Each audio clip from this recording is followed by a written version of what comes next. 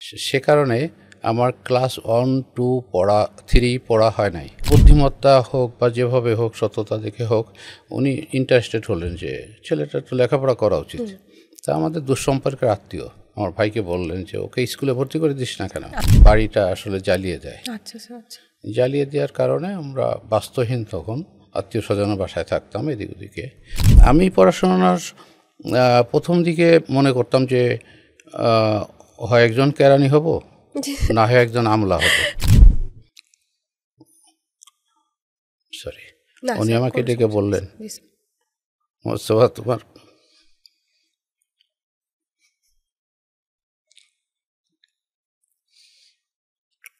তোমার মায়ের ক্যান্সার হয়েছে।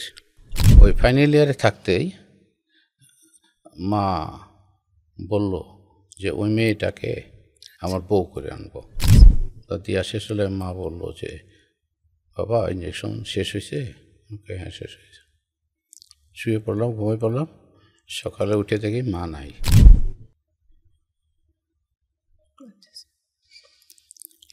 কেমোথেরাপি দিয়েই কমপক্ষে 50% ক্যান্সারের আপনার নিরাময় করা যায়।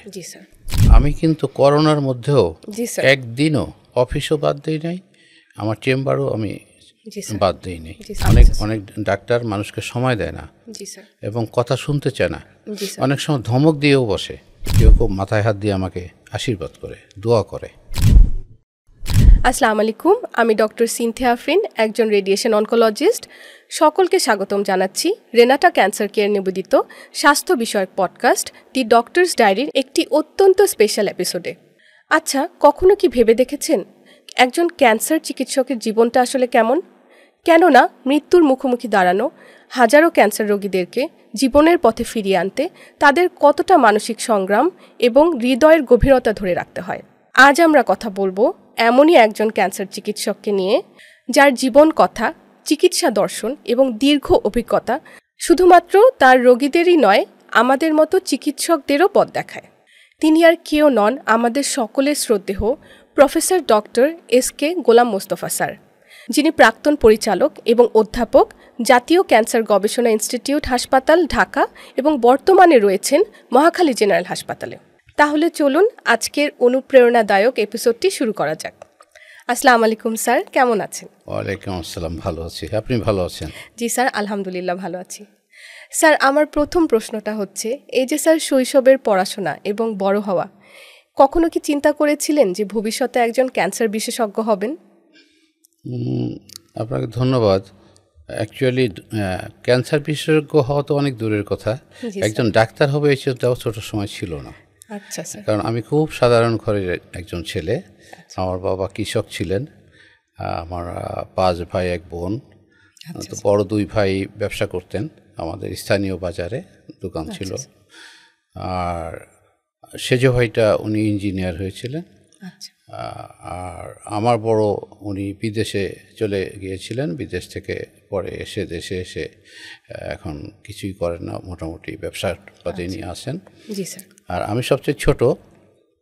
তো আমি যখন ছোট তখন আমার ইমিডিয়েট বড় যে যার কথা বললাম, উনি প্রাইমারি স্কুলে যেতেন, ওনার সঙ্গে আমি মাঝে মাঝে যেতাম আমাদের গ্রামের স্কুলে।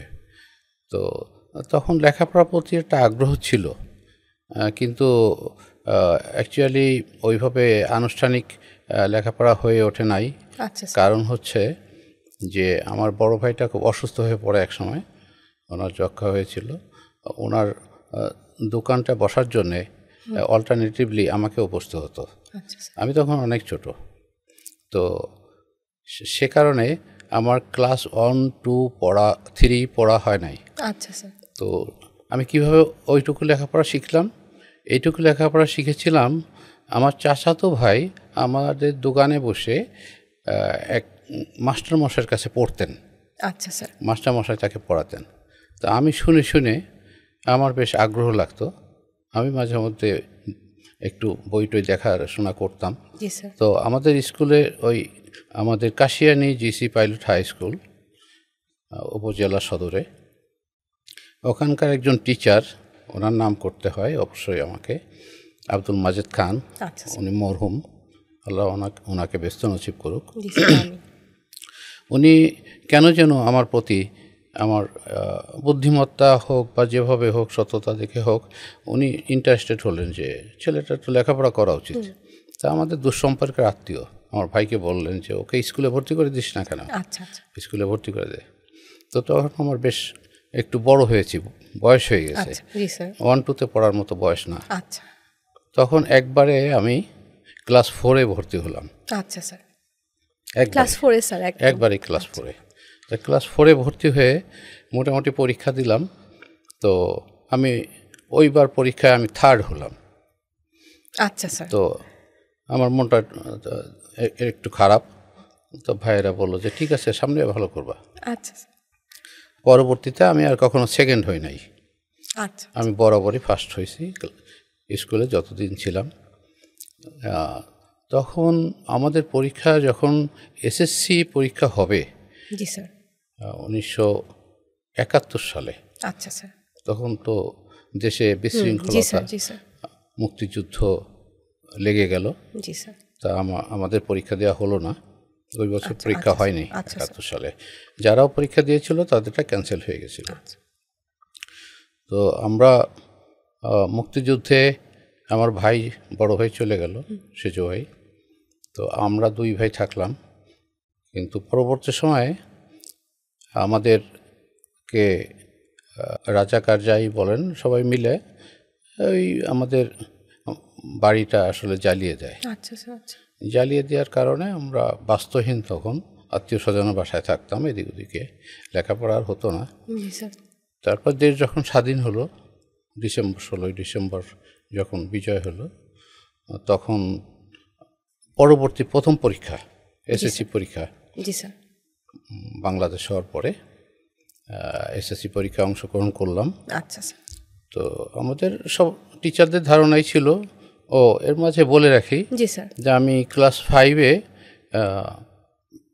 উইথ মেরিট স্কলারশিপ পেয়েছিলাম। আলহামদুলিল্লাহ স্যার।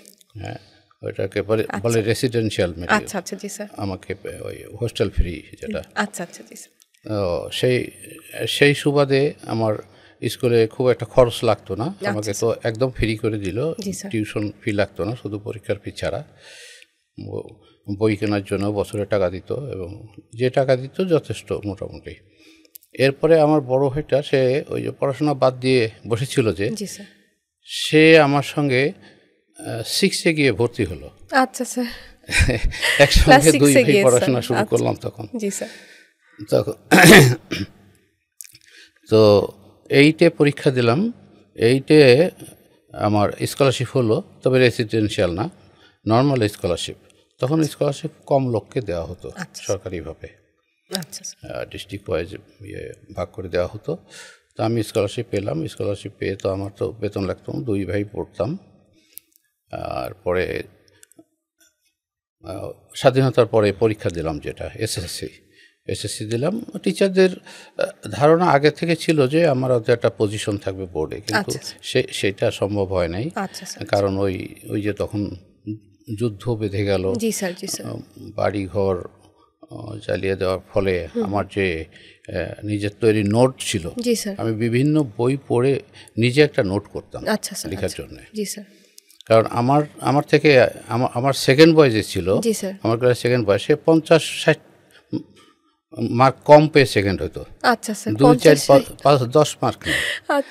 তা সবাই একটা ধারণা ছিল যে আমি বোর্ডে একটা হয়তো প্লেস টেস্ট করবো। তখন প্লেসের সিস্টেম ছিল, 20 জন প্লেস করতো, 20 জন প্লেস করতো। তো আমার বইটই আসলে নোট ছিল না। পরে যা ছিল এর কাছ থেকে ওর কাছ থেকে বন্ধুবান্ধবের কাছ থেকে নিয়ে এসে পড়ে কোনো রকম পরীক্ষা দিলাম। তো আমাদের স্কুল থেকে 5 জন ফার্স্ট ডিভিশন পেল, 5 জন। এরপরে তো কলেজের পর্যায়ে, তো আমাদের এলাকাতেই একটা কলেজ প্রতিষ্ঠিত হয়েছিল। এক ধনাঢ্য ব্যক্তি, ওনার নাম আব্দুল খালেক সাহেব। এই কাকরাইল মোড়ে ওনার বিল্ডিং ছিল, ফরিদপুর ম্যানশন। উনি কলেজ স্কুল দিলেন। তো ওখানে ভর্তি হতে বলল সবাই। তো আমার ভাইয়েরা রাজি হলো না, আর আমারও ইচ্ছা ছিল না। বললো যে নতুন কলেজ কি হবে না হবে। তা আমি খুলনা চলে গেলাম। খুলনা গিয়ে বিএল কলেজে ভর্তি হলাম। বিএল কলেজে ভর্তি হয়ে ওখানে ইন্টারমিডিয়েট। হোস্টেলে ঠিকমতো এখন বাড়ির থেকে ঠিকমতো টাকা পাঠাতে পারতো না, যার ফলে কিছুদিন থাকতাম, কিছুদিন আবার বাড়িতে এসে থাকতাম। এইভাবে থাকার ফলে হলো কি আমি আমার ফোর্থ সাবজেক্টটা ছেড়ে দিতে হলো। ফোর্থ সাবজেক্ট ছিল ম্যাথমেটিক্স। তো ম্যাথমেটিক্সটা এত রেগুলার ক্লাস না করলে, রেগুলার প্র্যাকটিস না করলে এটা ভালো করা যায় না। এই জন্য আমি ফোর্থ সাবজেক্ট ছেড়ে দিয়ে 3 সাবজেক্ট নিয়ে আমি এইচএসসি পরীক্ষাটা দিলাম। দেওয়ার ফলে দেখা গেল যে ফার্স্ট ডিভিশনই হলো না, সেকেন্ড ডিভিশন হয়ে গেল। তো তখন সুযোগ ছিল যে একটা অন্তত ফার্স্ট ডিভিশন থাকলে, একটা সেকেন্ড ডিভিশন থাকলে মেডিকেলে ভর্তি হওয়া যায়, পরীক্ষা দেওয়া যায়, মেডিকেল ইঞ্জিনিয়ারিং যেটাই হোক। এর মধ্যে বলে রাখি, আমার যে সেজো ভাই যিনি ইঞ্জিনিয়ার হয়েছিলেন, ওনার এসএসসিতে পরীক্ষায় একটা সাবজেক্টে খুব খারাপ হওয়ার কারণে উনি 3rd ডিভিশন পেয়ে যায়। ওনার ইচ্ছা ছিল মেডিকেলে পড়া, বা আমাদের ফ্যামিলির ইচ্ছা ছিল যে একজন লোক আমাদের ফ্যামিলি থেকে চিকিৎসক হোক, ডাক্তার হোক।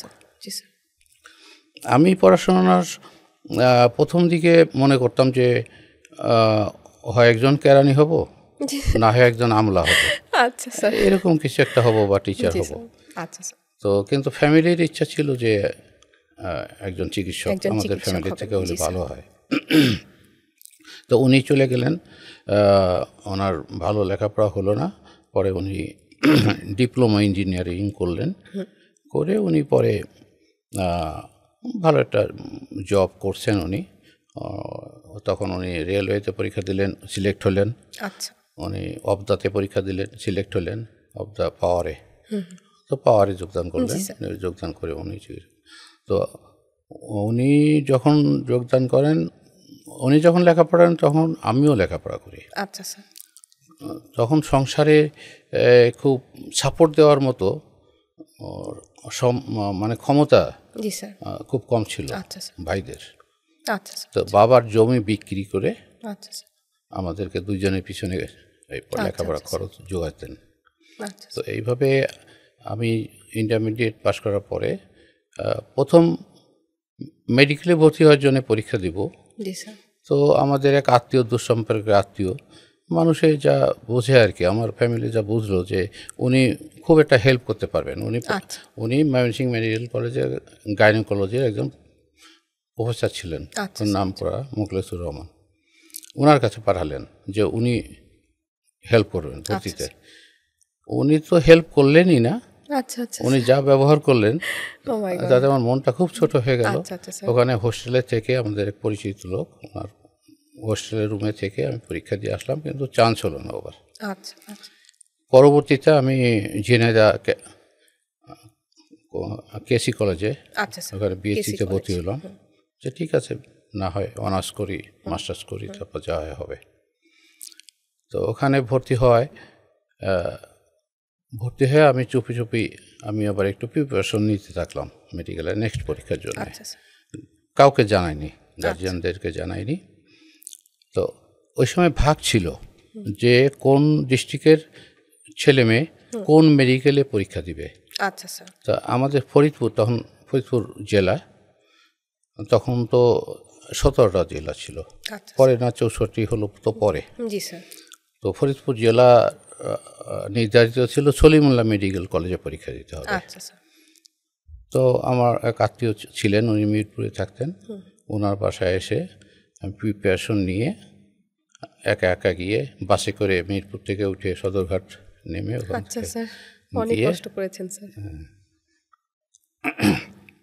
গিয়ে তা পরীক্ষা দিলাম। পরীক্ষা দিয়ে কেউ জানে না, চলে গেছে আমি আবার মতো। পরে যখন রেজাল্ট বেরোলো তখন তো 8টা মেডিকেল কলেজ ছিল, আপনি জানেন, সরকারি আর বেসরকারি কোনো মেডিকেল কলেজ তখন হয়নি। তখন 8টা মাত্র সরকারি মেডিকেল কলেজ ছিল।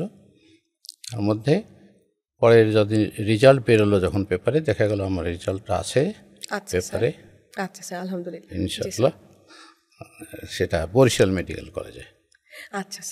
তা আমার সাথে যে আমার বন্ধুটি ছিলেন, সেও প্রথমবারে চান্স পায়নি, কেন জানি না, সেও আমার সঙ্গে বরিশাল মেডিকেল কলেজে চান্স পেল, শরফুদ্দিন আহমেদ। আপনারা চিনবেন, চক্ষু জি স্যার বিশেষজ্ঞ। অবশ্যই, জি স্যার অবশ্যই, চক্ষু বিশেষজ্ঞ স্যারকে অবশ্যই চিনি স্যার। জি স্যার।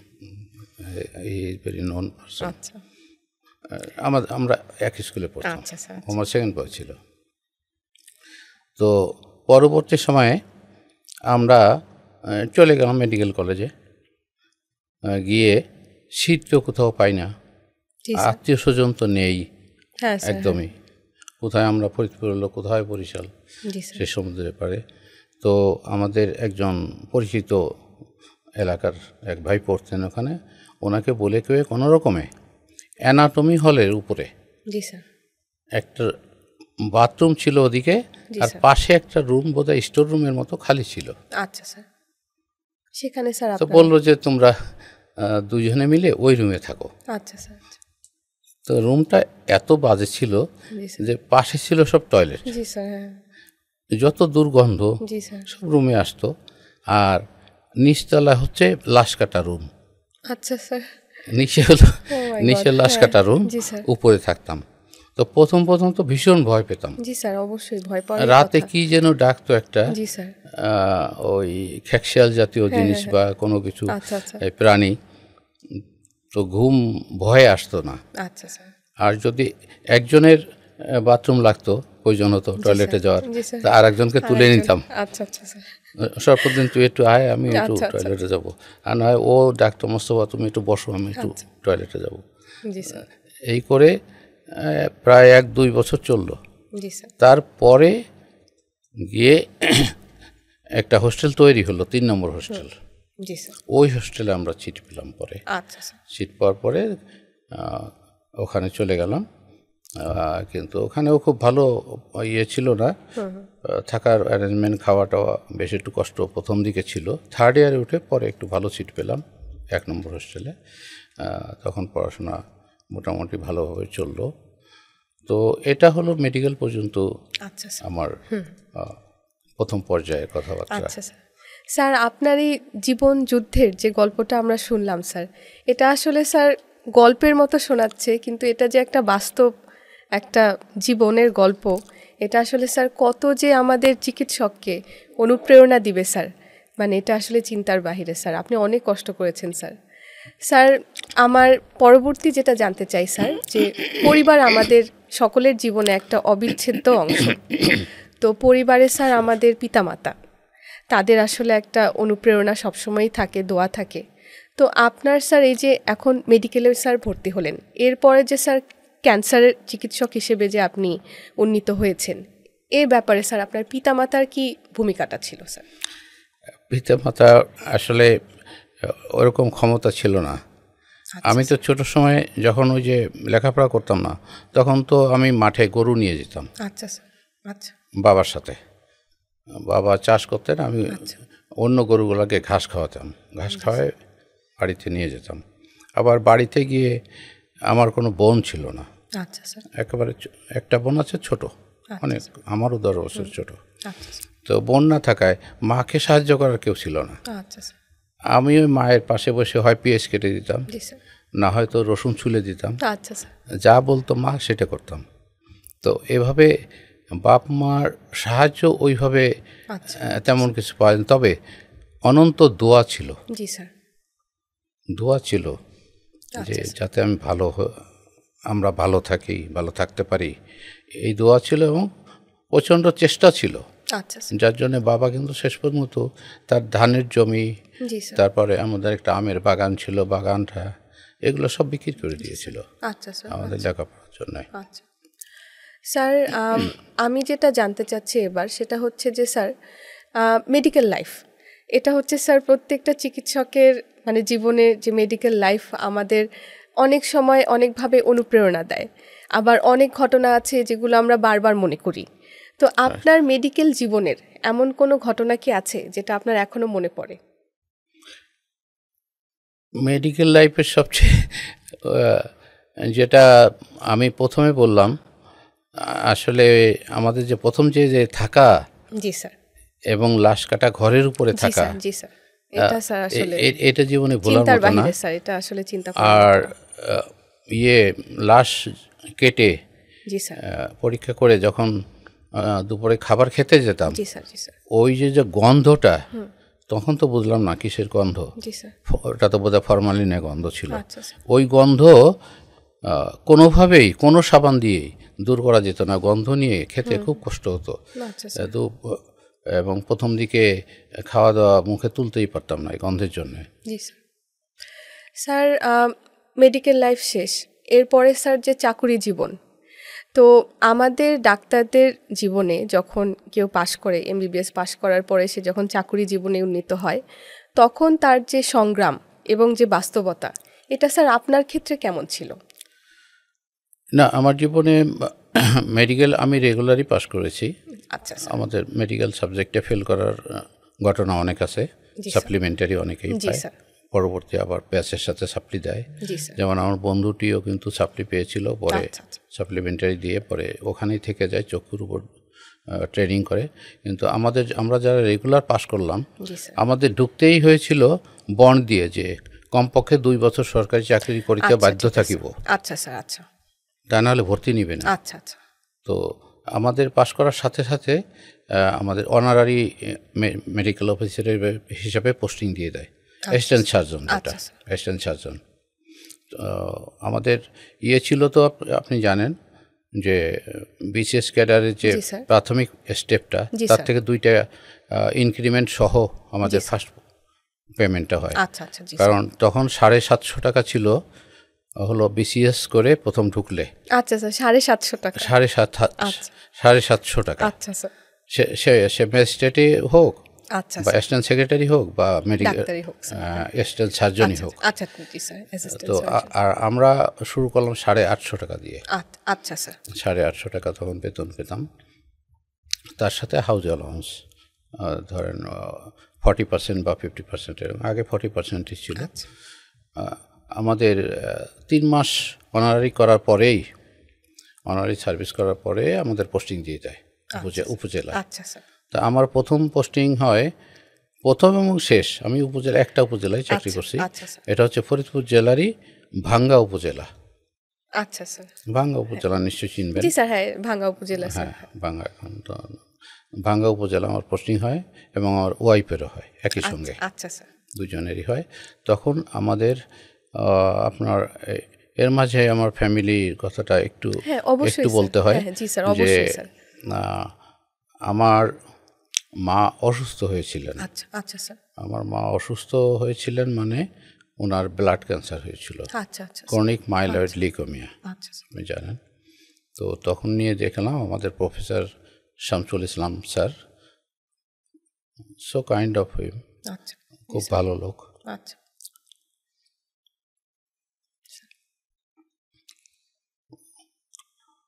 সরি, উনি আমাকে ডেকে বললেন, মোস্তফা,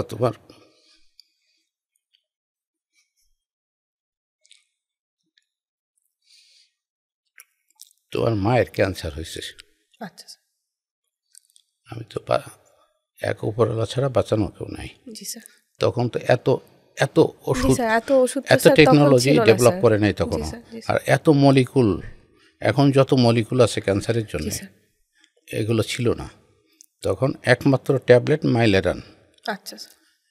মাইলেরান ট্যাবলেট উনি দিলেন যে এটা খেতে দাও। তো তারপরে পরীক্ষা কয়েকদিন থেকে, আমার এক বান্ধবীর রুমে কয়েকদিন থেকে তারপরে বাড়িতে গেল। তো আমার বান্ধবীটা খুব যত্ন করছিল মাকে।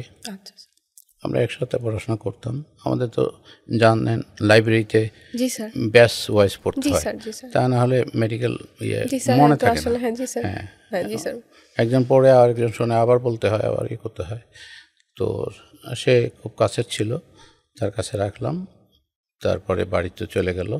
আমাদের পরীক্ষা হওয়ার কথা ছিল ডিসেম্বর মাসে 1981।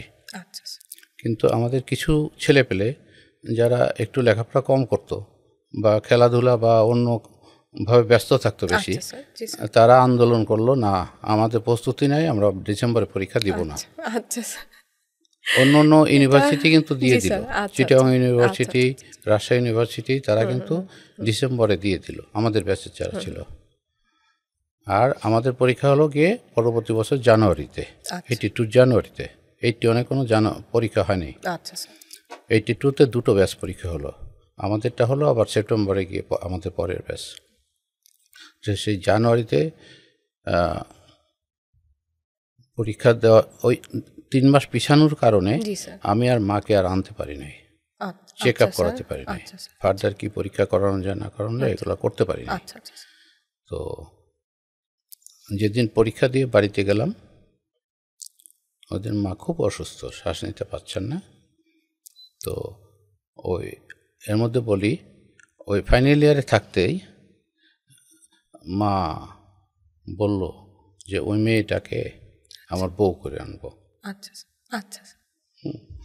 তো দেখছে আমাদের সাথে একটু সম্পর্ক ছিল, তো ওই প্রস্তাব দিয়ে আমরা ফাইনাল ইয়ারে থাকতে আমরা বিয়ে করে ফেলি। আচ্ছা। তো পরীক্ষা দিয়ে আমরা দুজনে বাড়িতে গেলাম দেখতে। তো মায়ের দুই পাশে দুইজন শুয়ে আছি, মায়ের শ্বাসকষ্ট এত বেশি হচ্ছে যে কি করব, তখন অনেক রাত, ডাক্তার ডাকবো, ডাক্তার এত রাতে আসবে কি না।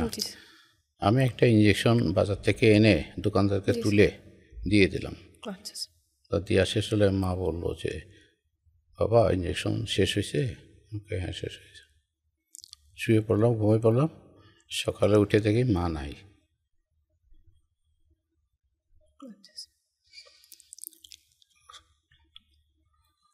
তখন আমার একটা মনের মধ্যে একটা হয়েছিল যে দেখি অনকোলজি বা ক্যান্সারে কিছু করা যায় কিনা।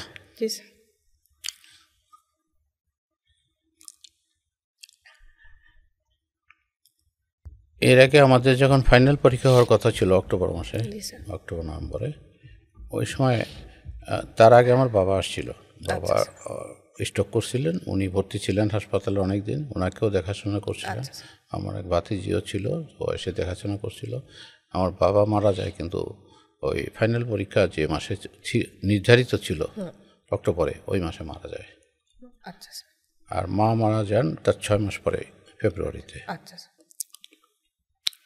তো মা বাবার সেবা করার সুযোগ আমার হয় নাই। তো যাই হোক, এখন মনে করি যদি কোনো মানুষের যতটা ছাড় দিয়ে হোক আমার পক্ষ থেকে কোনো রোগী বিনা চিকিৎসায় মারা না যায় ক্যান্সারে, এই চেষ্টাটা আমি করে থাকি।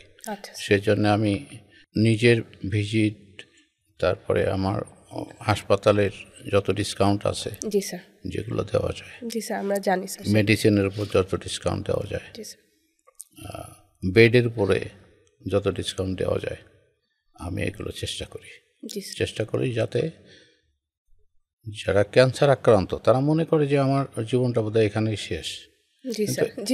হ্যাঁ সেটাই স্যার। কিন্তু পরিবারও সেরকম মনে করে, কিন্তু অ্যাকচুয়ালি কথাটা সত্য নয়।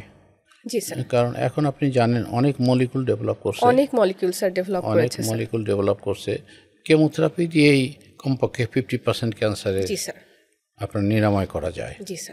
আর জানেন যে ক্যান্সারের মোড অফ ট্রিটমেন্ট তো 3টা মেইনলি, সার্জারি, রেডিওথেরাপি, কেমোথেরাপি।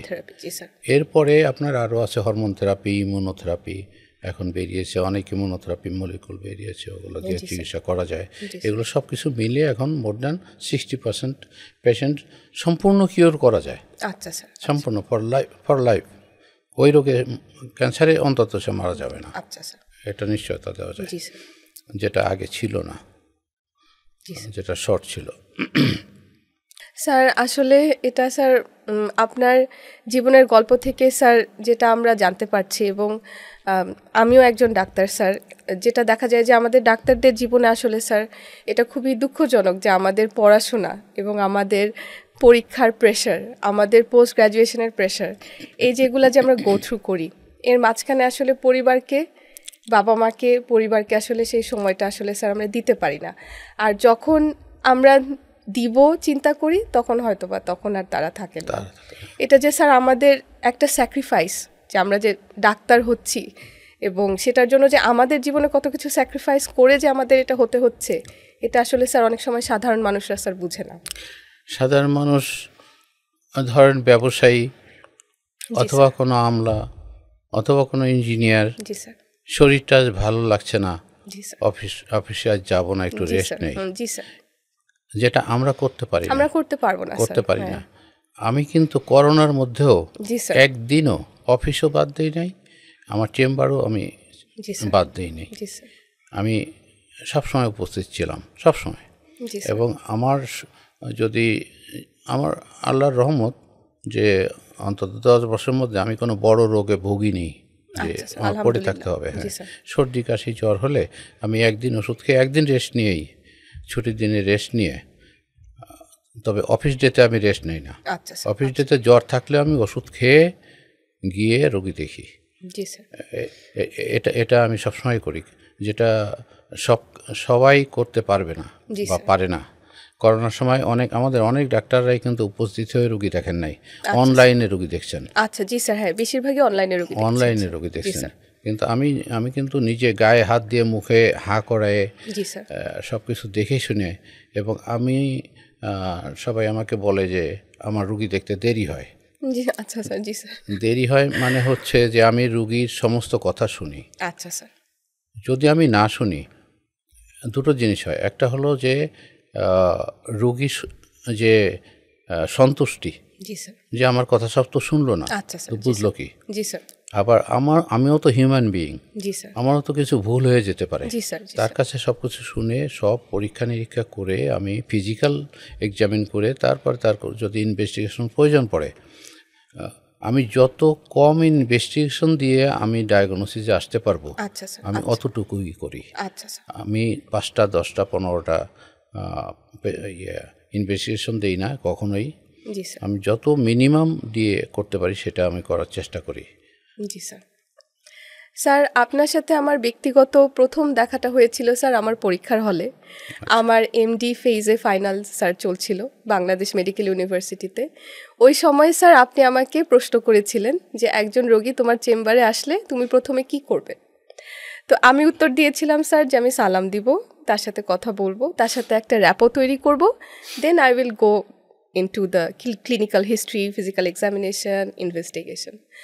তো স্যার ওই সময়টা মানে পরীক্ষার হলে আপনি একজন শিক্ষক হিসেবে মানে একজন শিক্ষার্থীকে দাঁড় করিয়ে মানে গভীরভাবে একটা চিন্তা করার মানে মতো অবস্থাতে কিন্তু স্যার তাকে ফেলেছিলেন।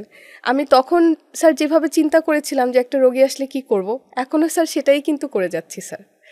তো এই যে স্যার শিক্ষক হিসেবে এতগুলো চিকিৎসক স্যার আপনি তৈরি করেছেন, তো পরবর্তী প্রজন্মের যারা ক্যান্সার বিশেষজ্ঞ হবেন তাদের জন্য স্যার আপনি কি বার্তা রেখে যেতে চান? আমার একটা আবেদন থাকবে, বার্তা না, আবেদন থাকবে, যা কিছু হোক এর পেছনে আল্লাহর একটা রহমত থাকে। আচ্ছা স্যার। আল্লাহর একটা রহমত থাকে, না হলে আমি ওই ফ্যামিলির থেকে উঠে আজকে এখানে FCPS করে আলহামদুলিল্লাহ এই ক্যান্সার ইনস্টিটিউটের প্রফেসর ডাইরেক্টর এই পর্যায়ে আসতে পারতাম। তো আল্লাহর একটা রহমত থাকে, তো সেটাকে মাথায় রেখে যদি মানুষ চিকিৎসা করে, আচ্ছা স্যার, তাহলে মানুষের সাথে দুর্ব্যবহার করতে পারে না।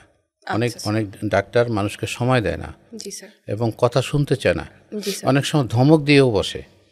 প্রশ্ন করলে বলে আমি ডাক্তার না, আপনি ডাক্তার, আপনি বেশি বোঝেন আমার চেয়ে, এরকম কথাও বলে।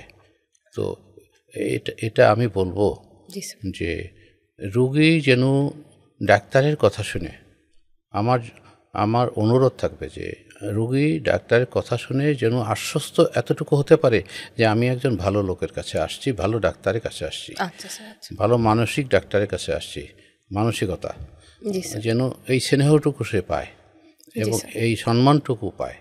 এবং অনর্থক আমাদের কিছু কিছু ডাক্তারদের, আমি আত্মসমালোচনা না করলে এখানে আমার গ্যাপ থেকে যাবে, আমাদের অনেক চিকিৎসক আছেন আননেসেসারি ওই ছাপানো থাকে, প্যাডই থাকে, শুধু টিক দিয়ে দেয়, এই পরীক্ষা করবেন, এই পরীক্ষা করবেন, এই পরীক্ষা করবেন, এই পরীক্ষা করবেন। তার প্রয়োজন হয়তো 3টা পরীক্ষা, 7টা পরীক্ষা দিয়ে দিল। এখানে কিছু ব্যবসায়িক ব্যাপার আছে, আমি সেটা উল্লেখ না করি। তো এইগুলা দয়া করে যেন আমার কোনো ডাক্তার না করে। যতটুকু দরকার। কারণ আপনার কোটি টাকা থাকুক আর নাই থাকুক, আপনার টাকা আমি কেন খরচ করাবো? যদি আপনার প্রয়োজন না হয়, আপনার চিকিৎসার জন্য যদি প্রয়োজন না হয়, তাহলে আমি কেন করাবো? এটা খুব অন্যায় কাজ। তো মানুষের, ডাক্তারকে মানবিক হতে হবে, মানবিক হতে হবে এবং মানুষের বিশ্বাস অর্জন করতে হবে এবং প্রপার চিকিৎসা দিতে হবে। লেখাপড়া সবসময় আপডেটে থাকতে হবে, আধুনিক জ্ঞানটা সবসময় নিতে হবে। এখন অনেক সোর্স হয়েছে, এখন অনেক রিসোর্স, অনেক কিছু হয়েছে যার মাধ্যমে আপনি আপডেট থাকতে পারেন। ইভেন আপনার হাতের মোবাইলটাই অনেক কিছু হেল্প করতে পারে আপনাকে। আপনি গুগলে অনেক কিছু সার্চ দিয়ে অনেক কিছু পেয়ে যাবেন। এছাড়া তো আপনার অনলাইনে অনেক শিক্ষা কার্যক্রম পরিচালিত হচ্ছে, এগুলা থেকে আপডেট থাকতে হবে সবসময়। চিকিৎসা কতটুকু উন্নত হলো, এর থেকে আর একটু বেটার কীভাবে করা যায়, এই কথাটা সবসময় মাথায় রাখতে হবে। গতানুগতিক করে গেলাম আর টাকা কামাইলাম, টাকা কামানোই বড় কথা না। বড় কথাটা হলো যে একদিন তো জবাবদিহি করতে হবে সৃষ্টিকর্তার কাছে, যে আমি যদি অনর্থক কাউকে হয়রানি করি বা কারোর ক্ষতি করি, যার যে চিকিৎসা লাগবে না। আমাদের গ্রামে এরকমও হয় যে ধরেন একটা নর্মাল সিজার হবে, নর্মাল ডেলিভারি হবে, কিন্তু শুধুমাত্র টাকার জন্যে তাড়াতাড়ি সিজার ওটিটা রেডি করো, তাড়াতাড়ি সিজার ওটি রেডি করো, নাহলে বাচ্চা বাঁচানো যাবে না। রোগীর লোকদের কাছে এসে বলে যে আপনি কি চান, আপনার ওয়াইফ মারা যাবে, আপনার বাচ্চা মারা যাবে, না কি আমরা সিজার করব না ওয়েট করব? ওয়েট করতে গেলে কিন্তু ক্ষতি হবে, ভয় দিয়ে দেয়।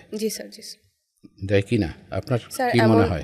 স্যার স্যার আপনি যে কথাগুলো বলছেন স্যার, এগুলো আসলে দুঃখজনক হলেও বাস্তব ঘটনা, সত্য কথা, সত্য কথা। এগুলো গ্রাম একটু পেরিফেরিতে বেশি হয়, পেরিফেরিতে বেশি হয়, ঢাকায় একটু কম হয়। স্যার আমার আরেকটা তথ্য আপনার কাছ থেকে জানার খুব ইচ্ছা, সেটা হচ্ছে যে আপনি জাপানে এবং আপনি জিটিসি ট্রেনিং করে এসেছেন স্যার, জাপান এবং ফ্রান্স থেকে। এবং স্যার আমি দেখেছি যে স্যার আপনি WHO ফেলোশিপও করেছেন ব্যাংকক থেকে। এই যে স্যার বাইরের দেশের একটা exposure as an oncologist, sir এক্সপোজারটা পাওয়ার পরে আপনার নিজের চিকিৎসা প্রদানের ব্যাপারে কোনো পরিবর্তন এসেছিল কিনা স্যার? না, তা তো অবশ্যই। আমরা জাপানে যখন প্রথমে যাই, আমরা জাপানে গিয়েছিলাম মেডিকেল ফিজিসিস্টের কাজটা বোঝার জন্য।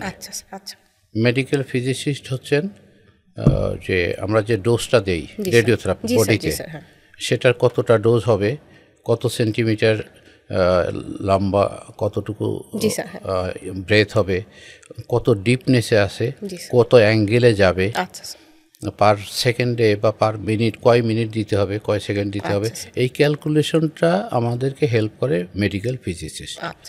তো মেডিকেল ফিজিসিস্টকে যদি আমার গাইড করতে হয়, আমি যদি মেডিকেল ফিজিসিস্টে ভুল না বুঝতে পারি, তাহলে তো আমি ডিপার্টমেন্টাল হেড হয়ে আমার লাভটা কি?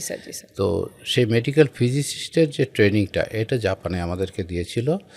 এবং আপনি আইসোটোপ নিয়ে আমরা যে কাজ করি, বিশেষ করে আগে সিজিএম 137 ছিল, এখন কোবাল্ট 60 কোথাও কোথাও আছে, ব্রাকিথেরাপিও আছে, বা আপনার রেডিওথেরাপি হিসেবেও আছে। তো এর সাইড ইফেক্টগুলো, এইগুলো বোঝা এবং মেডিকেল ফিজিসিস্টের কাজ কি এবং কিভাবে তারা কাজ করে, কিভাবে উৎপন্ন হয়, কিভাবে মানুষের দেহে কোন অর্গানে কতটুকু টলারেবিলিটি আছে রেডিয়েশনের, এগুলা একটা মডেল ওরা তৈরি করে রাখছে। এটা হচ্ছে ওদের জায়গাটার নাম আমি ভুলে গেলাম, মিতো জাতীয় টোকাই ওয়ার্কস, জায়গাটার নাম টোকাই ওয়ার্কস। ওইখানে ওদের সায়েন্টিফিক এই ল্যাবরেটরিটা আছে।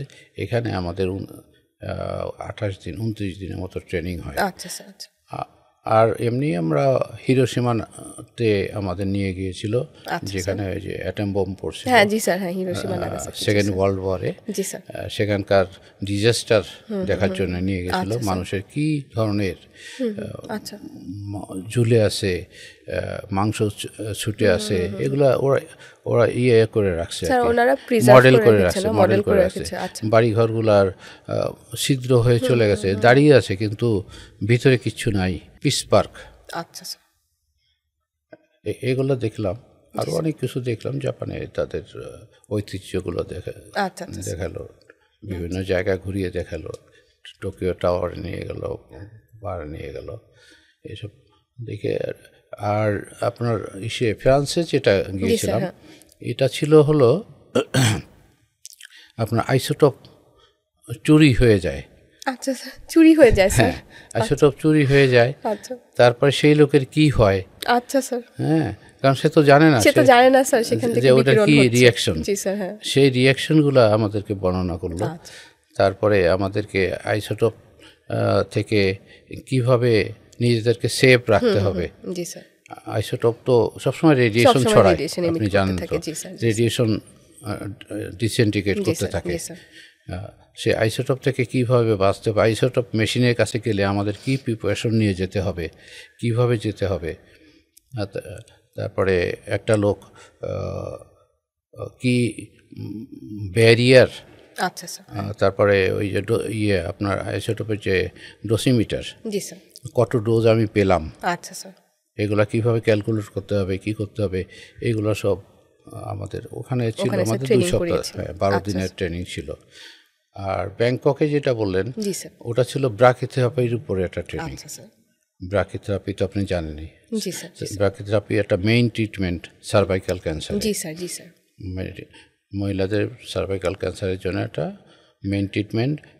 ওই আপনার রেডিওথেরাপির পরে ব্রাকিথেরাপি দেওয়া লাগে ইনঅপারেবল কেসে। আর অপারেবল কেসে ব্রাকিথেরাপি না দিলেও চলে, টেলিথেরাপি দিলেই, অপারেশন করে টেলিথেরাপি দিলেই এনাফ হয়ে যায়। ওখানে ব্রাকিথেরাপি ট্রেনিং দিয়েছিলাম এবং আমরা 3 জন ছিলাম, 2 জন ছিলাম, আমি আর প্রফেসর GM ফারুক। আচ্ছা স্যার, গোলাম মহিউদ্দিন ফারুক। জি স্যার, ফারুক স্যার। জি স্যার। হ্যাঁ, ও আমার একটু জুনিয়র, আমাকে সবসময় স্যার বলে। তো যাই হোক, কারণ ও যখন DMRTতে ভর্তি হয় তখন আমি FCPS করে অ্যাসিস্ট্যান্ট প্রফেসর ঢাকা মেডিকেল কলেজে, তখন আমাদের কাছে ট্রেনিং হয়। তো আমরা ব্রাকিথেরাপি ওখান থেকে শিখে আসি। শিখে এসে আমি কিন্তু ক্যান্সার ইনস্টিটিউটে ব্রাকিথেরাপি চালু করি আমি। আচ্ছা স্যার। আমি নিজে ইনসার্ট করতাম আইসোটোপটা। আইসোটোপ দিতে হয় তো, এবং কত ঘন্টা পরে, 12 ঘন্টা পরে বা 8 ঘন্টা পরে ওটা আবার রিমুভ করতে হবে। সেটা আবার সন্ধ্যার পরে গিয়ে রিমুভ করতাম। আরও কয়েকজন আমার সাথে ছিল, তারাও আমাকে হেল্প করতো। ওখানে আমি এটা শিখি। আর এছাড়া আমি আসলে রেডিওথেরাপির ব্যাপারে, ক্যান্সার ট্রিটমেন্টের ব্যাপারে আমি অনেক জায়গায় আমার যাওয়া হয়েছে, যেতে হয়েছে। আমি একসময় ন্যাশনাল মেম্বার ছিলাম, ইন্টারন্যাশনাল মেম্বার ছিলাম অফ অ্যাটমিক এনার্জি কমিশন ওয়ার্ল্ডের। ইন্ডিয়া থেকে একজন ছিলেন আগরওয়াল, ওনার নাম জেপি আগরওয়াল। জি স্যার, টাটা মেমোরিয়াল। জি স্যার, জেপি আগরওয়াল ছিল ইন্ডিয়া থেকে। বাংলাদেশ থেকে আমি ছিলাম, কোরিয়ার একজন ছিল, একজন সিঙ্গাপুরের ছিল। তো আমরা বিভিন্ন দেশ, কোরিয়ায় গিয়েছি, কোরিয়ার সেট আপটা দেখেছি, কতগুলো মেশিন আছে, কয়টা লিনিয়াক আছে, কয়টা কোবাল্ট আছে, কয়টা কি আছে। আমরা মঙ্গোলিয়া পর্যন্ত গিয়েছি। আচ্ছা স্যার, মঙ্গোলিয়া পর্যন্ত? স্যার, মঙ্গোলিয়ায় মাত্র একটা কোবাল্ট মেশিন। আচ্ছা স্যার। সারা মঙ্গোলিয়ায়। ওদের যে রাজধানী উলানবাতার, উলানবাতারে একটা মাত্র কোবাল্ট মেশিন। তো সেখানে আরও অনেক মেশিন দরকার, লিনিয়ার অ্যাক্সেলারেটর দরকার, তাতে ফিজিসিস্ট নাই, কোনো রকম টেকনিশিয়ান দিয়ে চলছে। এগুলো আমরা দেখে আসছি। তো এছাড়া আমি তো সেমিনার, সিম্পোজিয়াম অনেক অ্যাটেন্ড করেছি, অনেক দেশে। আমি জার্মানিতে 2বার গিয়েছি, 2টা সেমিনার অ্যাটেন্ড করতে। আমি ইতালিতে 2বার গিয়েছি। আর একটা ট্রেনিং করেছি আমি আমেরিকার পিটসবার্গে। পেনসিলভেনিয়া রাজধানী পিটসবার্গ, সেখানে হাসপাতালে ওই যে রেডিও সার্জারি, কতগুলো টিউমার আছে না, একদম সার্জারি করা মানে অপারেশন করার যোগ্য না, অপারেশন করা যায় না, ওই জায়গায় হাতই দেওয়া যায় না। তো সেগুলো রেডিও সার্জারি মেশিনের দ্বারা ওটা একদম সার্জারির মতো করে শেষ করে দেওয়া যায়। সেই রেডিও সার্জারি ট্রেনিংয়ের জন্যও আমি 18 দিন 3 উইকস 3 সপ্তাহ আমি ওই পিস পার্কে ট্রেনিং করেছি। আচ্ছা স্যার, একটু আগে যেটা প্রশ্ন করলাম স্যার, যে আমাদের সার্ভাইকাল ক্যান্সার তো স্যার প্রতিরোধযোগ্য, তাহলে স্যার আমাদের দেশে তারপরেও কেন এত বেড়ে যাচ্ছে? আপনার এই কথাটার সাথে আমি একটু দ্বিমত পোষণ করব। আচ্ছা। কারণ হচ্ছে মহিলাদের মধ্যে ব্রেস্ট ক্যান্সার এবং সার্ভাইকাল ক্যান্সারই সবচেয়ে বেশি হয়ে থাকে। তো সার্ভাইকাল ক্যান্সার তাদেরই বেশি হয় যাদের অল্প বয়সে বিয়ে হয়, বেশি সন্তান ধারণ করে, প্রসব করে, যারা অপরিষ্কার পরিচ্ছন্ন থাকে, মেনস্ট্রুয়েশনের সময় ভাইরাসের ইনফেকশন হওয়ার সম্ভাবনা থাকে নোংরা জিনিস ব্যবহার করলে। তার থেকে আগে কিন্তু সার্ভাইকাল ক্যান্সারটা বেশি হতো, এখন কিন্তু ব্রেস্ট ক্যান্সার বেশি হচ্ছে। আচ্ছা, আমার অভিজ্ঞতায় বলে ব্রেস্ট ক্যান্সার বেশি হচ্ছে, কারণ ব্রেস্ট ক্যান্সারটা সার্ভাইকাল ক্যান্সারের ঠিক উল্টাটা। যত দেরিতে বিয়ে করবে অথবা আদৌ বিয়ে যারা করে না, নান, অথবা সন্তান গ্রহণ করে না, অথবা সন্তান গ্রহণ করলেও বুকের দুধ পান করান না, এইসব কারণে যেহেতু আমাদের মহিলারা বেশি শিক্ষিত হচ্ছে, বেশি কর্মজীবী হচ্ছে, সে কারণে তাদের বিয়ে দেরিতে হচ্ছে, সন্তান গ্রহণ দেরিতে হচ্ছে, সন্তানকে দুধ পান করাতে চাচ্ছেন না, অনেকে স্তন পান করাতে চাচ্ছেন না। এসব কারণে এখন কিন্তু ব্রেস্ট ক্যান্সারের পার্সেন্টেজ বেড়ে যাচ্ছে। সার্ভাইকাল ক্যান্সারের কিছুটা কমে আসছে এই কারণে যে মানুষ এখন অনেকটা সচেতন হয়েছে, শিক্ষিত হচ্ছে, মেয়েরাও অনেক শিক্ষিত হয়েছে, মহিলারা অনেক শিক্ষিত হয়েছে। তারা এখন অনেক তাদের স্যানিটারি পারপাসে অনেক সফিস্টিকেটেড জিনিস পাচ্ছে, স্টেরাইল জিনিস পাচ্ছে, সে কারণে এই ইনফেকশনটা কম হচ্ছে। তবে আরও কমানো যায় আমাদের যদি আমরা একটা ভ্যাকসিন ব্যবহার করি, পিবি ভ্যাকসিন, পিআইবির জন্যে 9 থেকে 13 বছরের মধ্যে যদি 3টা ইঞ্জেকশন নেওয়া যায় তাহলে সারা জীবনের জন্য সে কিন্তু সার্ভাইকাল ক্যান্সার থেকে মুক্ত থাকতে পারে। এটা টিকা দেওয়ার মতো আর কি। এইচপিভি ভাইরাস ইনফেকশনটাকে এটা অ্যান্টিবডি আগেই তৈরি করে থাকে, সেই জন্য ওই ইনফেকশনটা আর হতে পারে না, সার্ভাইকাল ক্যান্সার হওয়ার সম্ভাবনা অনেক কমে যায়। আচ্ছা স্যার, অত্যন্ত ধন্যবাদ স্যার, অত্যন্ত গুরুত্বপূর্ণ একটি তথ্য আপনি দিয়েছেন স্যার। এখন স্যার আমি একটু জানতে চাই যে আগে একটা সময় ছিল যে ক্যান্সার চিকিৎসা বলতে আমরা কেমোথেরাপি এটাই জানতাম, কিন্তু পরবর্তীতে স্যার আপনি যেটা বললেন যে কেমোথেরাপির সাথে রেডিওথেরাপি, তারপরে ইমিউনোথেরাপি, টার্গেটেড থেরাপি, এখন অনেক রকমের চিকিৎসা এসেছে। স্যার আপনি যদি একটু সংক্ষেপে স্যার প্রত্যেকটা থেরাপি সম্পর্কে স্যার আমাদেরকে একটু ধারণা দিতেন, কোনটা আসলে কি, কেমোথেরাপি কি বা টার্গেটেড থেরাপি কি, রেডিওথেরাপিটা কি? আমাদের ক্যান্সারটা হয় হচ্ছে জিন থেকে, জিনের মধ্যে যে ক্রোমোজোমের জিনের মধ্যে সেল প্রলিফারেশন হবে কি হবে না এটা মেনটেন করে, ওখানে ইন্ডাকশন আছে, প্রোটিন আছে। আচ্ছা, তো এখানে কিছু কিছু আছে ফ্যামিলিয়াল জেনেটিক, তাদের কিন্তু আপনি জানেন যে যেমন ব্রেস্ট ক্যান্সার, কোলন ক্যান্সার, এই ধরনের বিভিন্ন ক্যান্সারই কিন্তু 1/3 অফ দ্য ফ্যামিলি মেম্বার যদি মায়ের থাকে তো 3জন মেয়ে থাকলে একজনের ব্রেস্ট ক্যান্সার, যদি মায়ের ব্রেস্ট ক্যান্সার থাকে 3টা মেয়ে থাকলে একজনের ব্রেস্ট ক্যান্সার হওয়ার পার্সেন্টেজ খুবই বেশি। তো এটা একটা দিক। আর একটা দিক হচ্ছে, আপনি কোশ্চেনটা কি রিপিট করবেন একবার? স্যার আমি প্রশ্ন করেছিলাম যে স্যার কেমোথেরাপি, ইমিউনোথেরাপি, রেডিওথেরাপি বা টার্গেটেড থেরাপি, এই যে স্যার এতগুলো থেরাপি এখন আসছে, আগে তো আমরা স্যার কেমোথেরাপি মানে বুঝতাম, মানে ক্যান্সারের চিকিৎসা বলতে সাধারণ মানুষ আর কি কেমোথেরাপির নামটাই জানতো, এখন নানান থেরাপি আসছে, এদের মধ্যে যে পার্থক্যটা স্যার। রাইট, রেডিওথেরাপি যেটা করে সেটা হচ্ছে ওই ক্রোমোজোমটা ব্রেক করে দেয়। আচ্ছা। কারণ ক্রোমোজোমের জানেন যে 2টা হেলিক্স থাকে আর বন্ড থাকে, বন্ড ব্রেকও করতে পারে।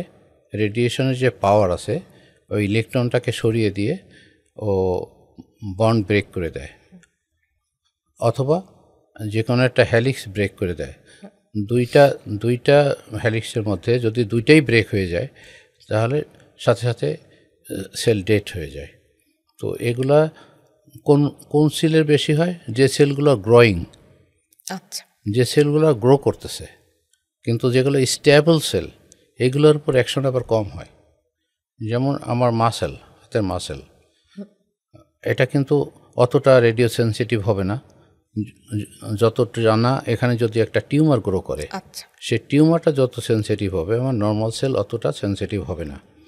কারণ হচ্ছে যে আপনার যে মাইটোসিস হয়, মাইটোসিস হওয়ার সময় যে ক্রোমোজোমের যে প্রলিফারেশন হয় ওইটাকে বাধা দেয়, ওইটাকে ব্রেক করে দেয়। ব্রেক করে দেওয়ার ফলে রেডিয়েশনে ফলে আর তবে একই সাথে আপনি সবগুলা একটা টিউমারে যদি 1 বিলিয়ন সেল থাকে, 1 মিলিয়ন সেল হলে একটা কিন্তু সেটার সাইজ হয় কত, একটা পিন হেডের মতো।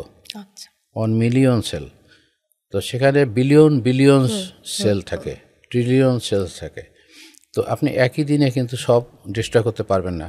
কারণ হচ্ছে কি যে আপনার একটা সেল যদি ফুটবলের মতো হয়, তার নিউক্লিয়াসটা হবে একটা মার্বেলের চেয়েও ছোট। সেই নিউক্লিয়াসের মধ্যে থাকে হচ্ছে আপনার ক্রোমোজোম। আচ্ছা। আর বাকিটা তো সব সাইটোপ্লাজম। ওই নিউক্লিয়াসে আপনার টার্গেট করতে হবে। তা টার্গেট আপনি যতই রেডিয়েশন দেন আপনার 90% ওই ইসের মধ্যে দিয়ে আপনার প্লাজমার মধ্যে দিয়ে চলে যাবে।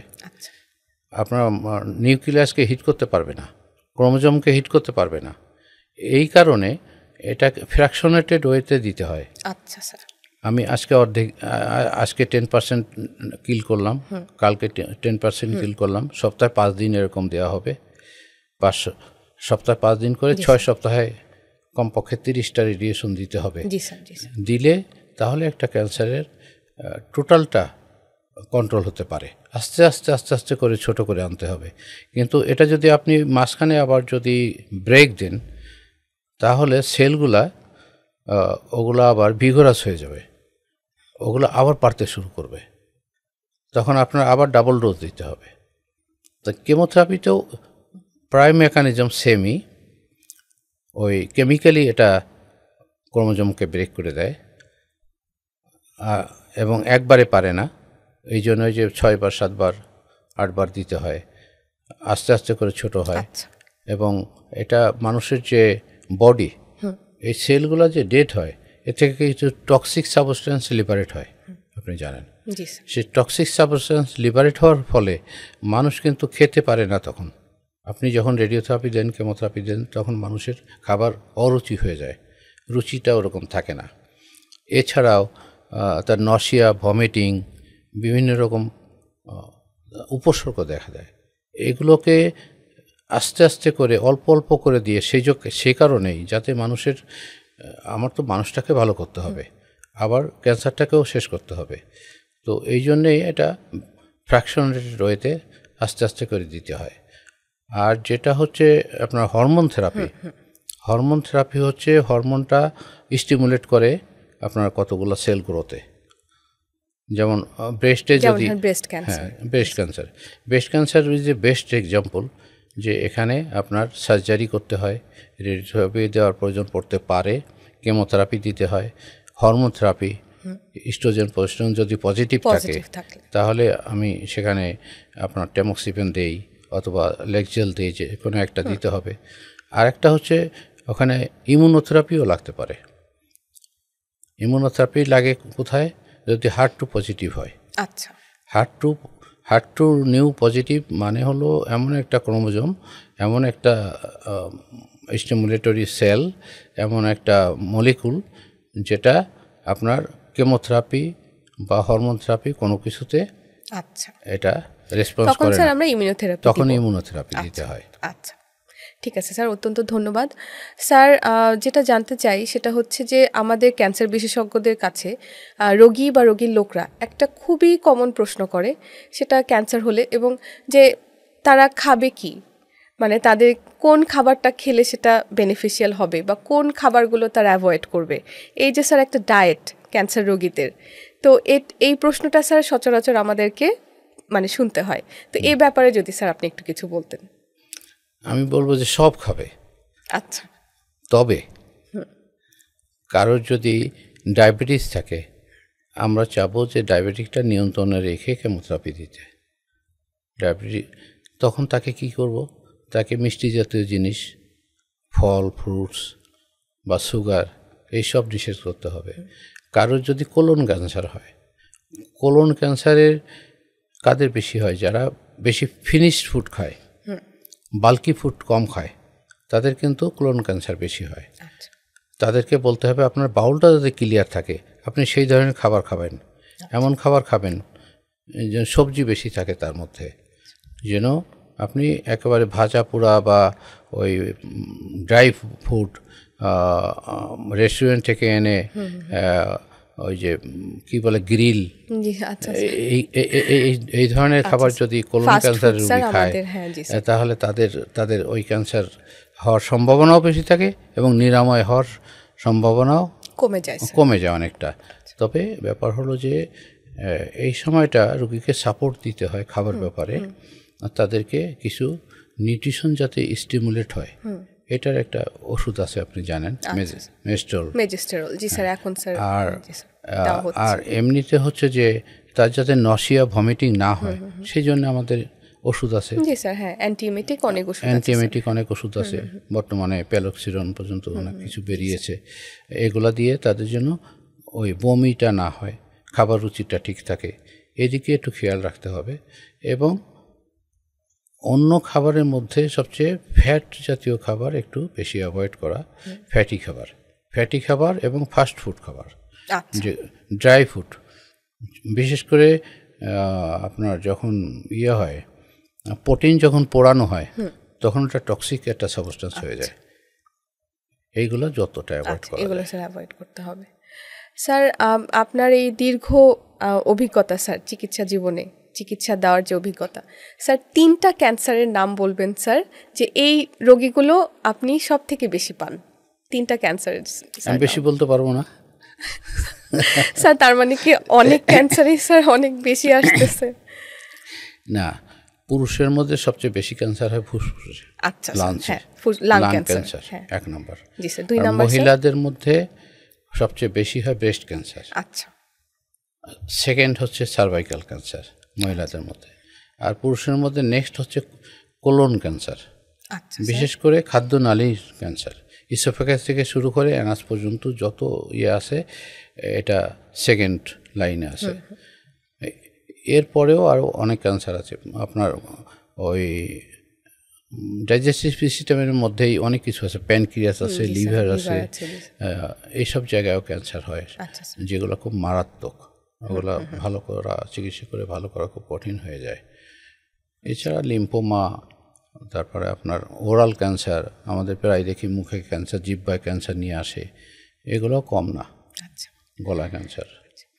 স্যার, এটা হচ্ছে আমার শেষ প্রশ্ন, এবং সেটা হচ্ছে যে স্যার আপনার এই যে স্যার এত দীর্ঘ একটা অভিজ্ঞতা স্যার চিকিৎসা অঙ্গনে স্যার, তো এখন স্যার আপনি কি উপলব্ধি করেছেন স্যার যখন আপনি পিছনে ফিরে তাকান?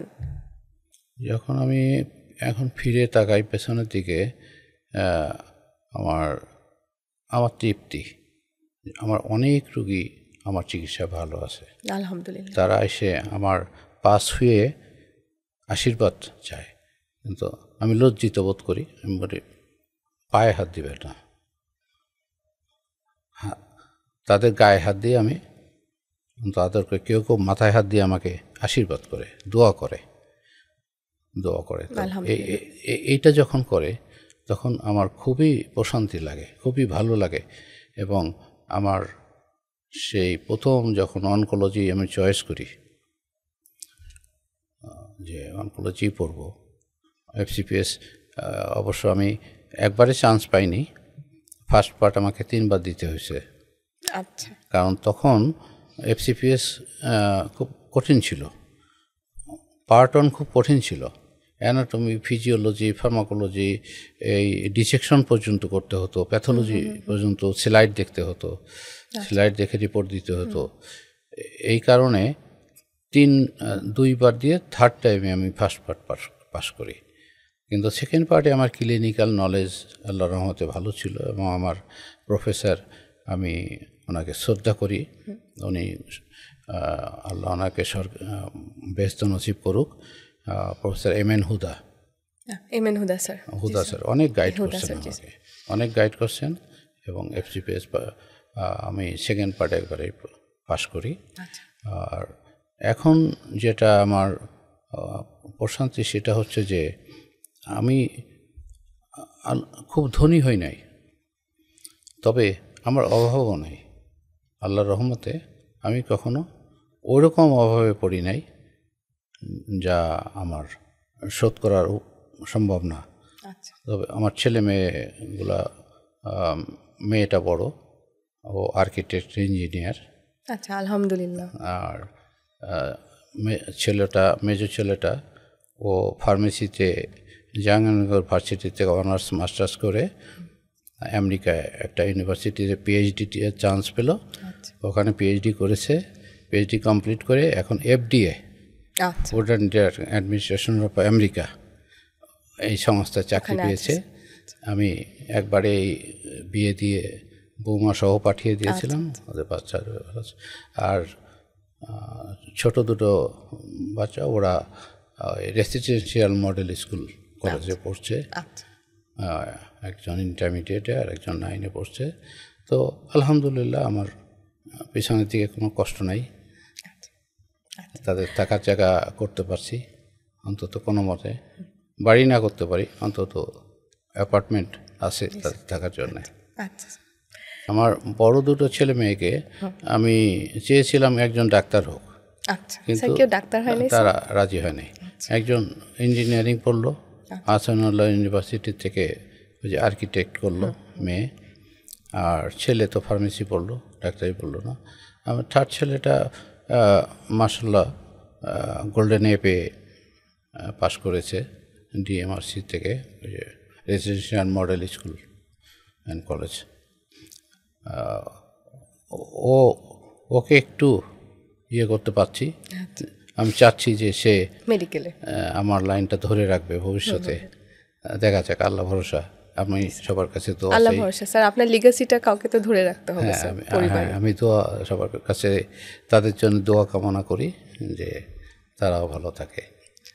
স্যার, আজকে আমাদের এই এপিসোডটা আসলে খুবই মনকে স্পর্শ করার মতো একটা এপিসোড ছিল, এবং স্যারের যে জীবনের কথা এবং চিকিৎসা দর্শন এবং স্যারের যে দীর্ঘ অভিজ্ঞতা, এগুলো আসলে আমাদের অনেক শিক্ষার্থীকে এবং মেডিকেল স্টুডেন্টদেরকে এবং নন মেডিকেল যারা আছেন তাদের সবাইকে কিন্তু একটা অনুপ্রেরণা দিবে যে কিভাবে সকল প্রতিবন্ধকতাকে আমরা পার করে এগিয়ে যেতে পারবো। দর্শক, আমার স্যারের জন্য এবং আমার জন্য এবং সকলের জন্য আপনারা দোয়া করবেন। এবং আজকে এই পর্যন্তই, সকলকে অত্যন্ত ধন্যবাদ, এবং স্যার আপনাকে অসংখ্য ধন্যবাদ। স্যার, অসংখ্য ধন্যবাদ সিনথিয়া আপনাকে। Thank you sir.